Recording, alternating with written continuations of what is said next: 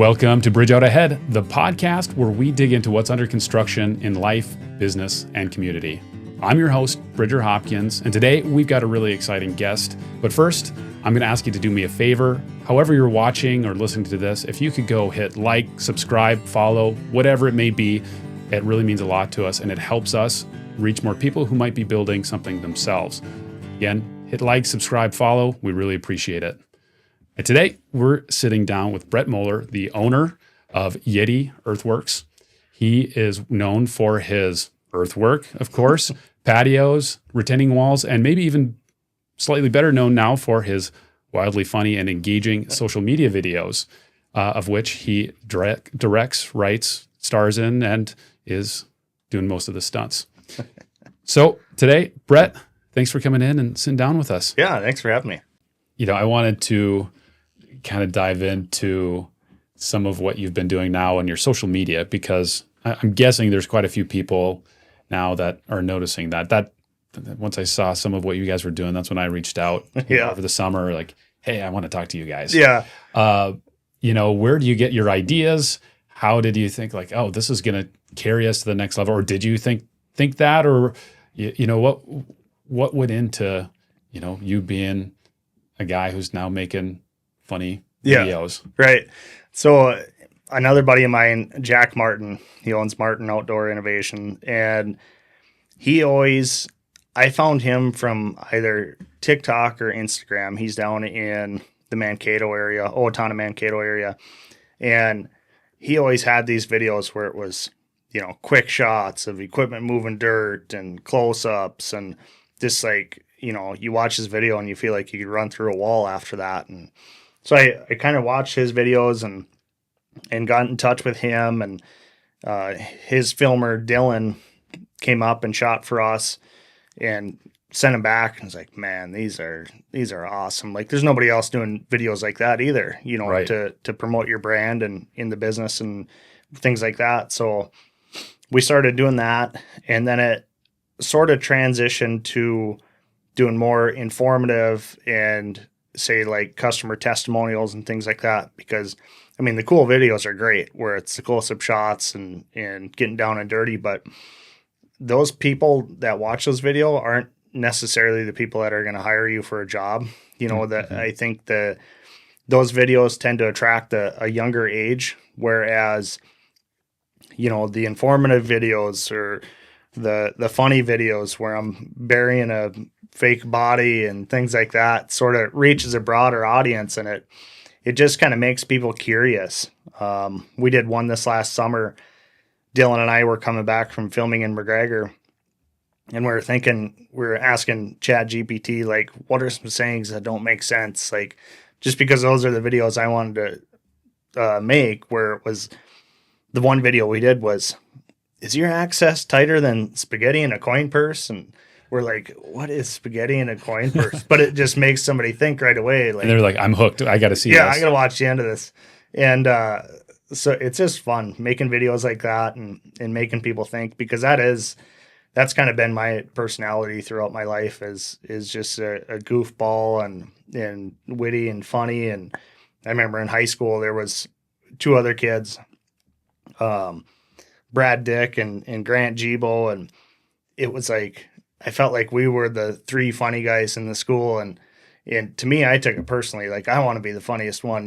These guys are really funny. I got to up my material and things like that. And I don't know where they're at now, or if they're still funny or not. But I try and keep playing that, and I feel like that relates with a lot of people. That it's not this same old, kind of, I don't want to say boring video, but just barely getting the point across and monotone and things like that.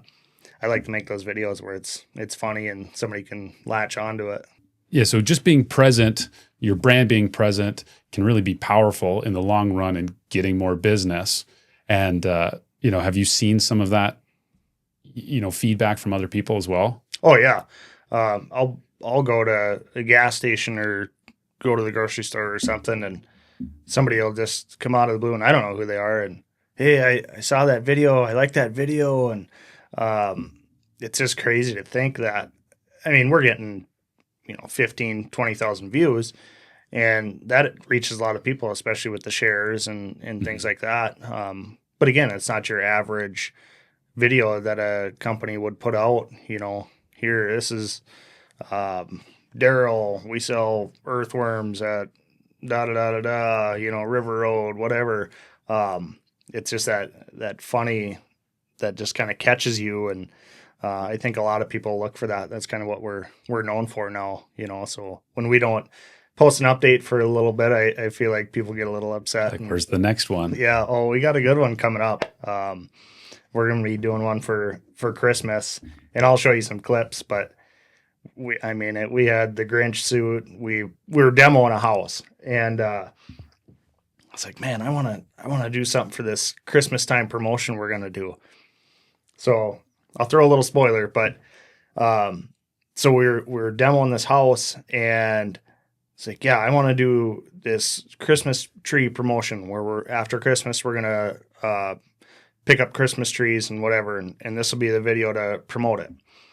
And so we had this house decorated with light. I was calling my mom like, hey, I need Christmas decorations. Telling Ashley I need a tree. And so we got all that stuff in the house decorated. And then Arnie was in a Grinch suit that we used from the sheriff's office. And here we are with the grapple busting through the door, ripping out the Christmas tree. It's the whole deal. It'll be a good video, so you have to watch for that one. Stay tuned. Yeah, for sure. When you guys are looking now to the future, where do you see Yeti being in 5 years from now? I'd like to... Let me rephrase that. Actually, we don't want to... I've been going through some stuff. You want to look usually that 1 year, 3 years, and then 10 years. So you have that big picture, but reeling it back, you don't want to go too far. But like 3 years is really what they say is about as far out as you can really start thinking, because things change so much. Yeah. But if you had to look at that, where do you see yourself in 3 years? Yeah, so I'd like to put a different spin on things. I like the hardscape landscape world just because of what you can create. Even some of our flagstone work, I kind of pride ourselves on that because it's all, 2-finger gaps. It's all cut in nice, has nice borders to it and stuff like that.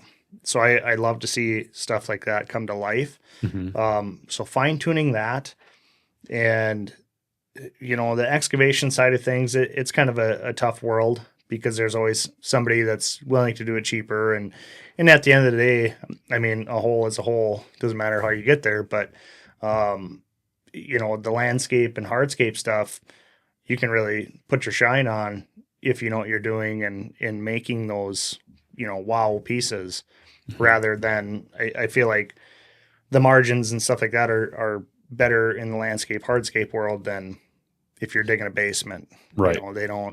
Customers don't necessarily care that your equipment's brand new or that you have this much overhead, because I'll call somebody on the street that's $5,000 less. I just need something to put a basement in, Mm-hmm. So I think getting better at that stuff, added features, some lighting, things that just aren't being done around here that you see being done elsewhere, just offering a higher quality landscape, hardscape service, but still maintaining the excavating side of things. And if you ask what I see in 3 to 5 years versus what my wife sees in 3 to 5 years, I'm like, I want 10 Peterbilts. I want 2 low boys. I want, so it's a little give and take there when you're in it with somebody else, but you can dream too. So, and being able to have some of that shared vision can be big, or it can be a challenge. Yeah. Either way, it works best if you're both on the same page. Mm-hmm. That you're not fighting each other. But One thing too, talking about what you guys are doing, a lot of it's very seasonal, and we're in northern Minnesota. What direction do you see things going in the winter time? What do you guys do when things are frozen up here? Yeah, so we had a year off where the snow plowing a couple years ago was pretty hot and heavy. We had a couple guys plowing, shoveling. We had a few decent sized accounts. And then I kind of took a year off to do it myself. And now this next year, we're kind of putting our toes back in the water to do more commercial accounts, do more residential. And with that, providing a better service and a better product. Something I've really been researching is liquid brine here the last couple of years. And basically what that is it's a pre-treat and post-treat. So it's basically all preventative. You're trying to prevent the snow and ice bonding to the pavement, which is 90% of the problem in this climate. And when you don't have that pre-treat, snow and ice sticks, and you get over application of salt. Trying to work its way back, or trying to work back to zero. Yeah, because you need so much salt to make that stuff melt quick. Business owners don't have 24 to 48 hours to see the salt actually work, to let it work, and to get back down to bare pavement. So the deal with brine is essentially it skips that phase change. You've already converted the salt into a liquid form. You're doing preventative measures to prevent that snow and ice from sticking. And then it's 70% less salt. So, 70% less salt that's going into our waterways, going into our wetlands, things like that, because you can't get rid of it. Once salt is in those areas, you don't get rid of it. And so that's something we really want to try and push for. It number one, again, it's cleaner for the environment, provides better performance. There is additives that we add that have polymers in it for traction. They work at lower temperatures, things like that. So we're really, really trying to push that. This year will be the trying part for that. It's kind of a science experiment, really, when you ever see out there, you come out sometime while I'm making brine, and it's like I'm over there with a measuring deal, taking droplets of brine, making sure it's at 23.3 and sending it to the tank, and this thing's grinding salt. It's like I feel like I need a white coat out there, but you were saying earlier too, you didn't graduate high school until a couple years ago officially. Right. And that's a cool thing too. You're like, you probably weren't thinking about that 10, 15 years ago, like, hey, I'm going to be doing some serious chemistry out here making this, product that's pretty new in our area. Mm-hmm. Yeah, there's a few people that have tried it, but you really have to be at that 23.3%, which is the eutectic point of brine. That's the lowest point that it'll freeze. If you're, the scale is like this. If you're on either side of that, it's going to freeze the same as water. So very important to get that number. And it depends on what you measure it with too. If you're using a manual hydrometer, your water, they're calibrated to 60-degree water. Well, the water coming out of the ground isn't 60 degrees. It's 50 or so. So it's going to be more dense and give you the wrong reading. But so you got to have those digital tools, and it's a big investment to get the brine sprayers and the makers and the tanks and the place to make it is, it's a huge investment to do that stuff. Okay, we're going to hop into a little fun segment here. We're going to ask a bunch of quicker questions, see if you can give us some dirt on what goes on. Okay, what is the most expensive thing that you've broken with a piece of equipment? I don't know if I want to admit that, because it was kind of under the radar and I fixed it myself before I brought it back. Probably there was a hydraulic cylinder for a skid steer I was borrowing, and there was supposed to be a little guard there. For whatever reason, there wasn't. So I put the bucket down on the machine, and this little 4-inch stump went through up into the cylinder. Then I hit the unlock to unlock it, and it just tacoed this cylinder. So I'm like, man, what's going on with this thing? It won't come off. And I lift it up and look at it, and the thing is just completely U-shaped. It's like, oops. Oh man, I got to get that fixed. But that wasn't too terrible. We've been pretty fortunate with machine breakdowns and things like that, and guys take pretty good care of them, because I'm not in them. Every time something happens, it's usually me that's running it. Those guys don't hardly break anything. But yeah, I would say that was the biggest one, and I think that was $2,000-3,000 to get that fixed. But Yeah. That kind of goes into the next question I've got is what's a job site mistake that everybody makes once and then doesn't make it again? Anything like that? not that I can think of. Probably announcing that you're going to go into the porta-john, because as soon as that door locks, somebody, especially around lunch, if you go in around lunch, you can expect somebody to zip tie the door or to drop a rock from the little vent tube. So don't ever do that, because that happens once. That's a good one. Were there any projects that made you say, why did I say yes to this? Not really, honestly. There's been some challenging projects, but not one that I regret. It's just the ones that are tough are growing projects. I mean, they make you develop new skills and to grow your mindset and how you go about tackling this job that maybe you don't want to do, or maybe that you don't know how to do. But no, there's really none that I would say that we shouldn't have done or that I didn't want to do. Were there any where you've been like, oh, I'm surprised we did that. That was great. Yeah, there's been a couple of them, but again, it didn't have anything to do with me. It had, the operators and the laborers. I'm like, rising to the occasion. Yeah, like how did you guys figure that out? And so that worked out great for there. But what's one upgrade or project that homeowners underestimate the value that they see at the end of the day? Like what's like, oh, why didn't we do this 10 years ago, 20 years ago? This was great. We're so happy to have done this. Yeah. Something that you don't see is like waterproofing foundations or buried downspouts to get the water away from your building. Water is going to go where it wants to go. And when it does, it floods, the basement of your home or wreaks havoc on things. And I think that's kind of the I don't want to say the unsung hero, but it's something very overlooked is water mitigation. Yeah. And it's not necessarily glamorous. No, it never is, but it's something that is necessary to protect your investment on the inside of the house, Yep. So finish the sentence. People think earthwork is blank, but it's actually blank. Fun, but it's not. I shouldn't say that. Earthwork. You know what? Actually, I am. I'm going to go with that. And I've got kind of a funny story that goes with that could probably mend into that.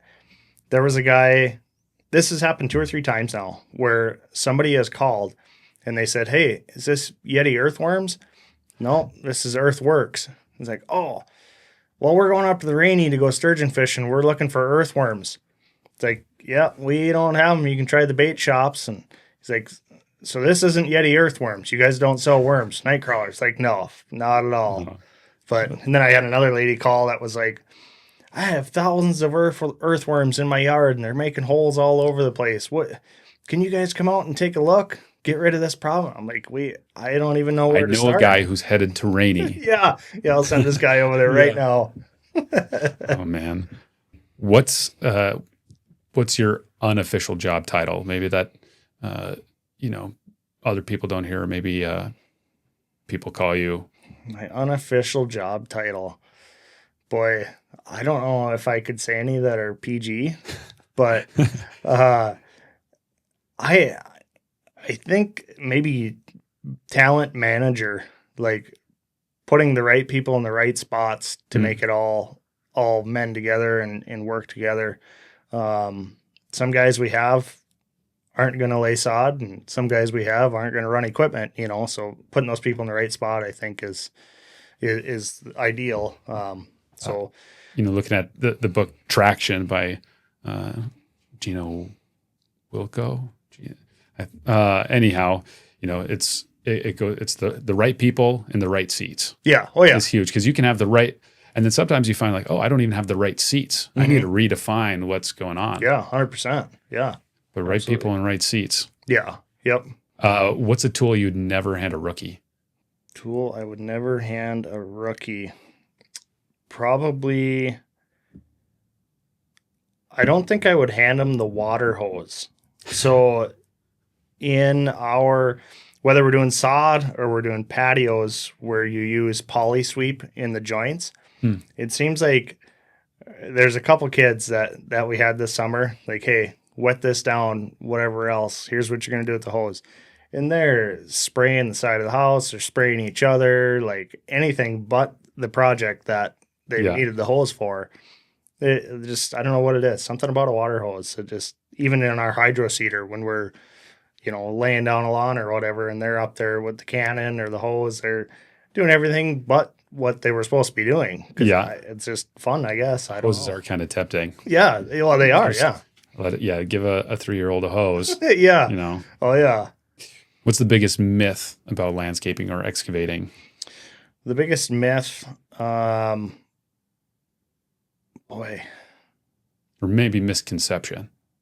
I think the better word would be misconception. I think the biggest misconception about landscaping excavation is that anyone can do it.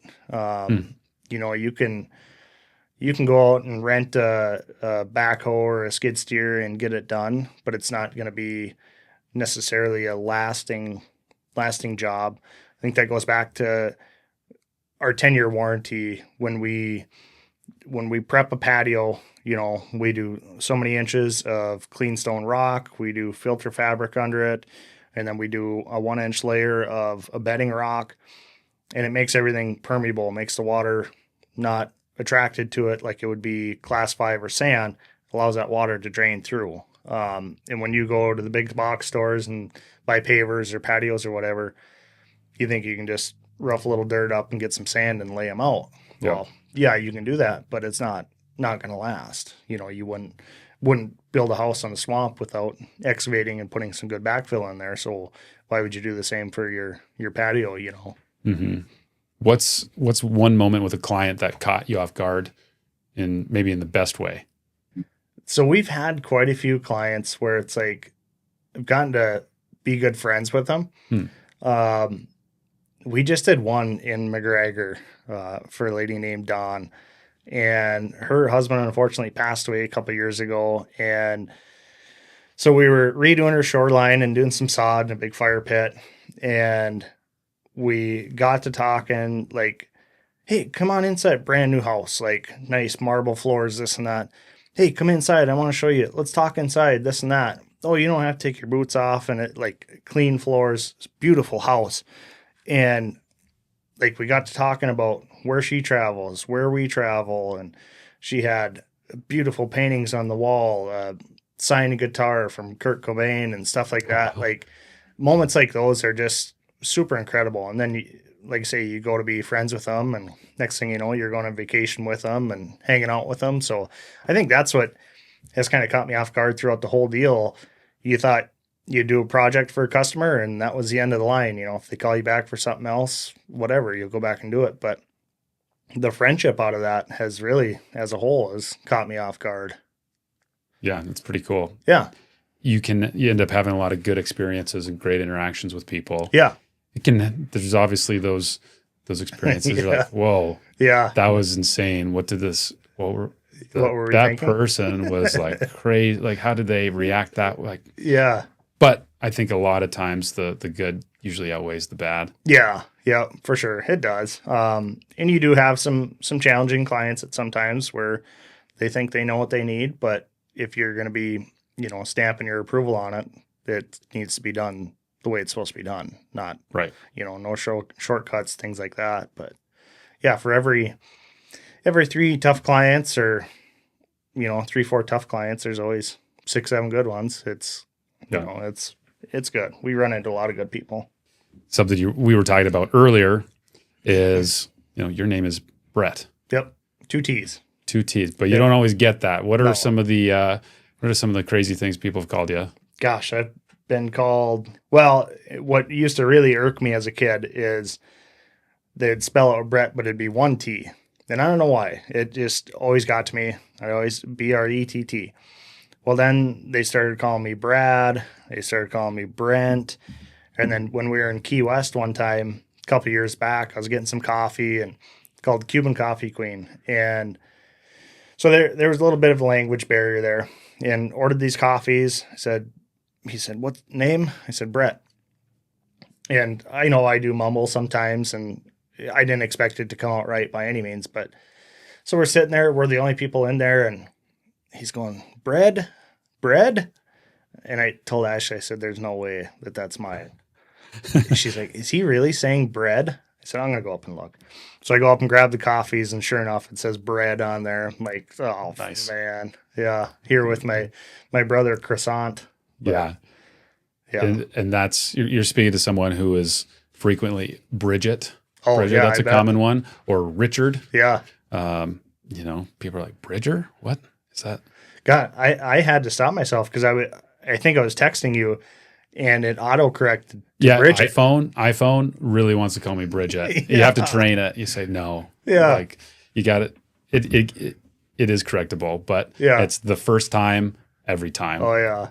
Yeah. And I typed that out and I'm like, oh man, I can't send that. I got to correct that. I just had somebody who, it wasn't that long ago, they did that. And for me, it's not like that offensive. Mm-hmm. And they were like so apologetic. Yeah. Like over and over again. I was like, no, it's okay. Yeah. At least you called me. That's exactly. what matters. I'm happy to work with you. Yeah. Yeah. No, I don't ever get any apologies. You're lucky. They go with it. And it's not a big deal, Brad. Yeah. Yeah. Thanks. Appreciate it. Yeah. Glad to have you here. Yeah. And really one last question that, I have for you is when people think of Yeti Earthworks and what you guys are doing, whether it's your family, people you leave behind, or your employees, what do you want them, or customers, what do you want them to say, remember, or think of when they think of Yeti Earthworks? I want people to think of us as professional, the people you can call when you need something done, but not the serious type either. Obviously, with my videos, there's a lot of them I don't take serious, and but I want people to know that when you call, you're calling the right person to get the job done. So that would be the main thing, is that serious professionals that have the insight, that have the knowledge, that have the tools and skills to get the project done, with whatever you need. And if we don't have the necessary tools, we'll facilitate them and get it done. We did a septic in McGregor where it was super tight lot, and we had to call a local crane guy and lift the tank up over this brand new garage that he built just to set it in place. So, with my previous work history, we have connections in different realms of work. And so if you need something done, we can generally handle it. So, except worms, we don't deal with worms. Not yet. No, that's like the 10-year plan. Yeah. That's the retirement gig. Yeah. We'll be worm farmers. Having that in mind, like, how do I want people to remember my business or my interaction with me? One thing, and I think that's something that your social media and your videos do, is like, I also like what I do, because I think that takes things to a different level, because you've met people who are really good at what they do. Yeah. You're like, I know you're really good, but I can also tell you hate this. Yeah. Or it seems like it, or maybe you liked it once upon a time, but that's not the case now. Right. And I think having that different mentality is huge. Yeah. And that's another thing too, is customer relation. I think that goes a long way. There's sometimes when, a lead will come in and I'll do a little Facebook creeping on them a little bit and search them up and see what their interests are. And not that I'm BSing them, but like if they're into hunting, if they're into offshore fishing or stuff, making the customer comfortable when they're spending this kind of money goes a long way. And if you can just link on one of those levels and you get to BSing and talking, I think that goes a long way. The other thing is, I think, even in real estate, we have those conversations like, okay, you're about to spend the most money you've ever spent on the place where you're going to spend more time than you spend anywhere else. Right. And like addressing that factor, like, oh, it's normal that this feels weird. Yeah. Like it's totally right. True. And you're not special insofar as, it's normal that you feel a certain way. Yeah. Yeah. And I can't imagine what, you have to go through as far as selling that many houses, you kind of got to put on a different cap for each person and times tenant compared to what we're doing. That's when you're buying a house, boy, it's a big investment. It's a big thing. And then you end up spending quite a bit of time with people. Yeah. There's the odd person who like, we looked at one house and it was the right house and we bought it. But then there's others like we talking weekly. And then it is funny. You mentioned you get to know some of your clients. And then at the end, like they bought a house, you're like, oh, they're not going to call me anymore. This is it. You're like, okay, we'll see you guys in like, hopefully 8 years when you buy your next house. Yeah. Otherwise, I'll call you every once in a while and say hi, but like see ya. Like the scene off Titanic, just Rose and Jack just off into the distance, Yeah. This is it. A home buyer gone. Yeah. They're off into the sunset. Mm-hmm. So oftentimes, as business owners, we get to have a little different role, or we try to have a different role in the community, kind of impacting just the community in general. There was something that you mentioned you wanted to share a little bit about ICOG. Could you tell us about what it is that you guys do there? Yeah, so ICOG stands for Ice Castle Owners Group, and it's a group that we had started back in 2014. I was online, had an issue with my fish house, and there's different forums online for different vehicles and things like that, and there was nothing for ice castles. So I started this page, and fast forward to now, we have over 30,000 members. But I think the coolest part to come out of that was each year at the end of January, we have the Ice Castle get together, or the ICOG get together, and we meet up on Upper Red Lake. And this last year, we had, I want to say 13 to 1,400 people out on the ice. Yeah. And we all come together and host a raffle with 40 to 50 prizes.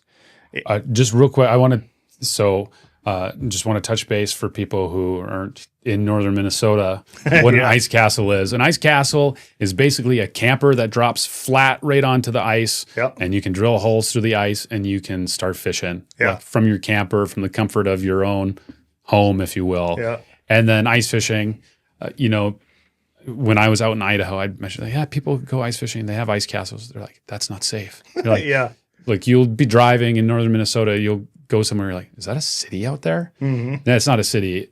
There are like highways and roads and things like that, but it's just a group of ice castles, ice houses. And so, rolling it back, it's a group of people building a city out on the ice. So you should have saw me explaining that to the guy from Florida that showing him pictures of our ice castle. And he's like, man, y'all are crazy, this and that. And it's like, well, I don't want to go 50 miles offshore and not see land, water, but so we host this event every year. And the first year was just a gathering of about 75 people. And it's, again, morphed into the 1,400 people where we have sponsors and a raffle. And the last 9 or 10 years, we've raised money for veterans nonprofits. And after the prizes are paid for and the fees are paid, we've raised over $350,000 that goes back to these veterans nonprofits, organizations that take vets out hunting, fishing, survival camping, and things like that. So that's huge for them because a lot of them, that's their only fundraiser, so to hand them a check for $60,000 to $80,000 is pretty incredible. Yeah, no kidding. You're talking about hundreds of thousands over the last couple of years. Yeah. Just people going out and doing what they enjoy in their ice castles. Yeah, they were going to go anyway. So what the heck, buy some raffle tickets. And, we've given away ice castle fish houses. We raffled off 4-wheelers and electronics and tons of stuff like that. So it's pretty fun. It's a huge deal. And it's, again, we as business owners, we can have those opportunities a lot of times where we can decide where we want to put some effort, because sometimes we have more flexibility in our schedules, right? Where we can take a role in an organization like that, but also we can delegate some dollars, because that can be just as important as paying the business and the bottom line kind of stuff. But a lot of times having that engagement is really rewarding. Yeah, and I think that's something that really fulfills me. is the veterans, helping them guys out. And we were just in Key West, and it just happened to land on Veterans Day, and they do a big parade down Duval and stuff like that. And I'm right on the street and clapping and shaking hands, and because I love that stuff. Especially like Vietnam vets that weren't welcome home and things like that. So that's really important to me is to reach out to those guys and help in any way we can. So very important. Yeah, very cool.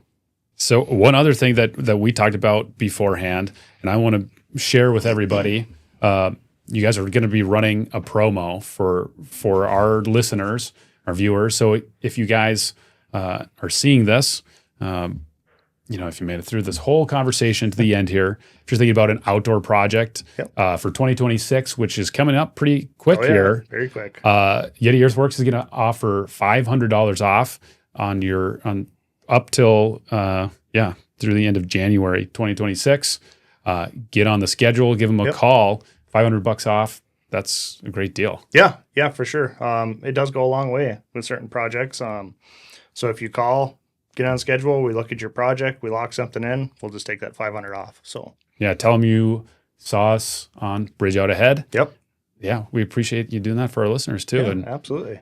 We really appreciated Brett stopping by to come share his story, share about Yeti Earthworks, and there's a lot that you can do. And what we were just talking about, you might run into these barriers and you feel like, oh, I can't do this because of I don't have my diploma, or you find these things. But a lot of times you can make your own path, get to where you're going, even though you might not really realize what needs to be done. Yeah, it might not be the road you thought you were going to be on, but with determination and those sacrifices, you'll be right where you need to be.